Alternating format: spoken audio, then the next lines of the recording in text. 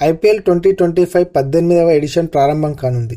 మార్చి 22 నుంచి Eden gardens వేదికగా ఈ మెగా ఈవెంట్ షురూ కానుంది. ఈ టోర్నీ ఆరంభానికి ముందు బీసీసీఐ కొన్ని కీలక నిర్ణయాలు తీసుకుంది. ఐపీఎల్లో సాయంత్రం వేళ జరిగే మ్యాచుల్లో రెండో ఇన్నింగ్స్లో 2 బంతులను వినియోగించుకునే అవకాశాన్ని బీసీసీఐ కల్పించింది.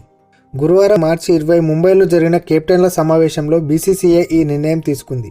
కాగా ఐపీఎల్లో సాయంత్రం జరిగే మ్యాచ్లలో మంచు ప్రభావం ఎక్కువగా ఉంటుంది. డ్యూ ఫ్యాక్టర్ కారణంగా రెండో ఇన్నింగ్స్లో బంతి తడిగా మారి బౌలర్లకు గ్రిప్ దొరికేది కాదు.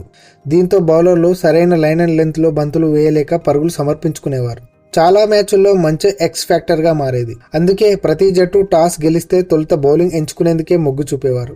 ఈ క్రమంలోనే డ్యూ ఫ్యాక్టర్ తగ్గించడానికి 2 కొత్త బంతుల రూల్ను బీసీసీఐ తీసుకొచ్చింది. ఈ రూల్ ప్రకారం రెండో కొత్త బంతి సెకండ్ ఇన్నింగ్స్లో మాత్రమే ఉపయోగించాలి. అది కూడా 11వ ఓవర్ తర్వాత మాత్రమే జట్ల కెప్టెన్లు కొత్త బంతిని తీసుకునే అవకాశం ఉంటుంది. అయితే బంతిని మార్చాలా వద్దా అనే దానిపై తుది నిర్ణయం అంపైర్దే. మంచు ఎక్కువగా ఉందా లేదా అని పరిశీలించి అంపైర్ తుది నిర్ణయం తీసుకుంటాడు. మధ్యాహ్నం జరిగే మ్యాచ్లకు ఈ రూల్ వర్తించదు. ఈ నిర్ణయంతో బౌలర్లకు ప్రయోజనం చేకూరనుంది. అదేవిధంగా ఇంపాక్ట్ రూల్ను కొనసాగించేందుకు బీసీసీఐ మొగ్గు చూపింది. ఐపీఎల్ 2023 సీజన్లో ప్రవేశపెట్టిన ఈ రూల్ పట్ల మొత్తం 10 మంది కెప్టెన్లు కూడా సుముఖత చూపినట్లు తెలుస్తుంది. మరోవైపు సలైవా బ్యాన్ను కూడా బీసీసీఐ ఎత్తివేసింది.